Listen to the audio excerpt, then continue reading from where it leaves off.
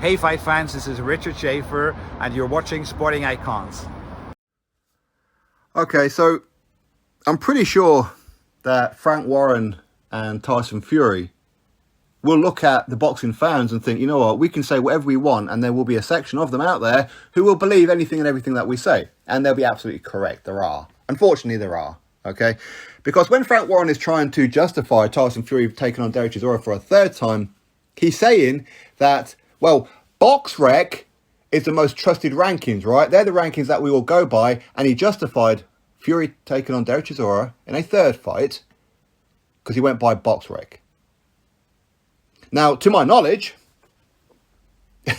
Tyson Fury is not the BOXREC heavyweight world champion. He's a WBC world heavyweight champion. So they are the rankings that you go down, Frank, not BOXREC. BOXREC have openly said that over the past year or so, ever since lockdown, don't go by our rankings. Our rankings, the algorithms are not correct. So don't use our pound for pound list or our rankings, ratings, whatever. BOXREC is used to see people's record, to see people who it is that they fought previously, what fights they got coming up, what the undercard was, where it took place. That's what BOXREC is good for. Not for rankings. Frank, don't try that with us. Please don't try that, okay? You've been around long enough. Tyson Fury is WBC World Heavyweight Champion. You don't have to justify and try and sell us Fury versus Chisora. We know why he's fighting Derek Chisora. Because he sees him as an easy touch. This is what Fury does. Okay? I'm not hating on him, but this is what he does. But all Frank really had to do was say that Tyson Fury, some odd years ago, promised Derek Chisora a shot at the World Heavyweight Championship when Fury becomes champion. That's all he had to say, and Fury's now fulfilling that promise. Leave it at that. But Frank, he wanted to go down BOXREC. Totally ignored WBC, right? But we know why he ignored WBC, right? Because the WBC ratings tell a whole different story as to who's available and who isn't. Yes? A whole nother story. But again, we'll start off with Joyce, who of course is not in the WBC ratings because he's WBO mandatory challenger.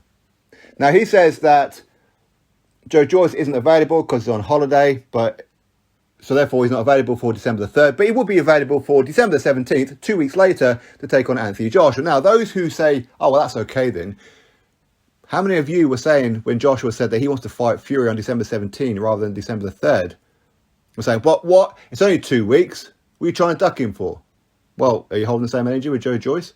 Or could somebody somewhere inside the team of Joyce or Queensberry, or however, saying to him, right, we're not going to make that fight with you and Fury just yet, Joe, but it's coming, all right? But for now, just say you're not going to be available for December 3rd, but you will be available for December 17th. Now, I'm not saying that conversation took place, but don't be surprised if it took place, okay? So that's Joyce. But Joyce, I'm sure he would have cut short his holiday because he took no damage against Parker, okay?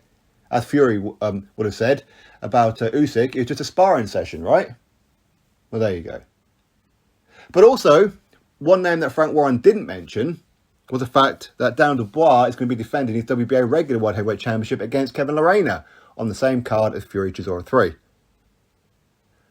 So that meant Darren Dubois was available. Yes?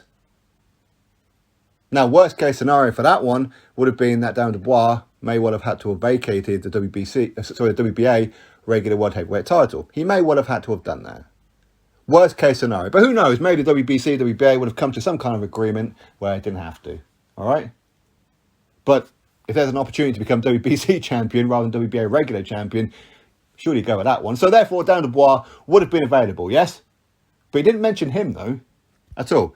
So anyway, let's go down the WBC rankings, which is what Fury had to have looked at. Not BOXREC, because he's WBC champion, not BOXREC champion. Number 1, Deontay Wilder. Okay, cool. He's just 4. And nobody else. They will see a 4th fight. Anyway, number 2, Andy Ruiz Jr.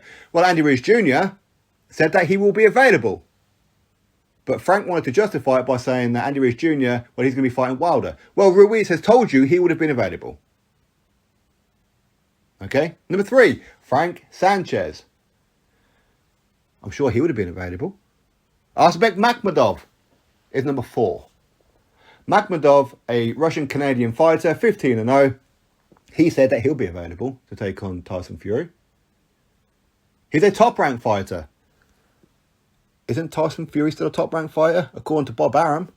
So that's an in-house fight, right? Could have made that fight. But no, rather fight Derek Chisora. Okay.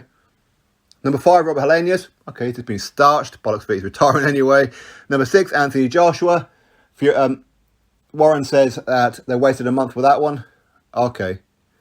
Yeah, Fury wasted a month with that one because Fury was the one who pulled out. Twice. He was the one who put in deadlines to pull out the fight.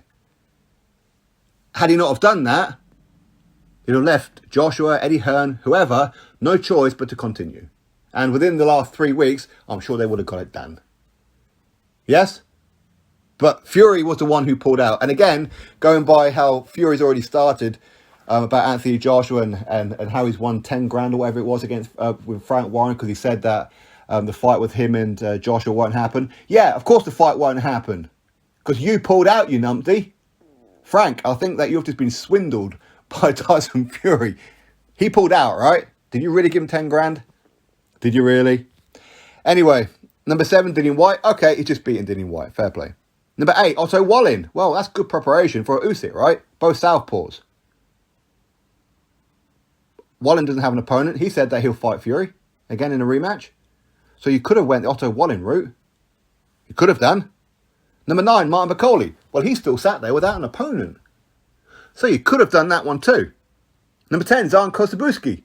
Well, Zhan Kosabuski, is he managed or promoted by Queensbury? Frank Warren or something like that? Maybe he's not anymore, but he was. Either way, there's a connection there. Number 11, Joseph Parker. Okay, cool, he's just been knocked out. And of course, he's best friends with Fury anyway. Number 12, Luis Ortiz. Listen, I wouldn't particularly want to see that fight. But you know what? This is a southpaw. And you can justify it by saying, well, he's going to be fighting Alexander Usyk next. Okay. Then number 13, Michael Hunter. Well, Michael Hunter, his fight with Hughie Fury has just fell through because of Hughie having a long COVID symptom still. So, okay, fair play. So, Michael Hunter's looking for an opponent. Well, he's number 13, so he's ranked above Derek Chisora. Well, you couldn't have made that fight, no? So instead you went after number 14, Derek Chisora. Frank, please don't be using BOXREC. I said, not everybody is that stupid to believe what it is that you're trying to go down. Well, that's why we're for him, because this is the list that we went. And nobody goes by BOXREC, Frank. Nobody does. And if you do, that's worrying me.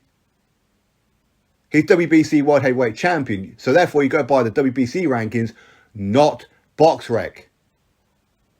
And when you have to try and justify this fight, that will tell you in itself, maybe this fight shouldn't be taking place, right? Drop your thoughts below. Click thumbs up, subscribe. Catch you on the next video.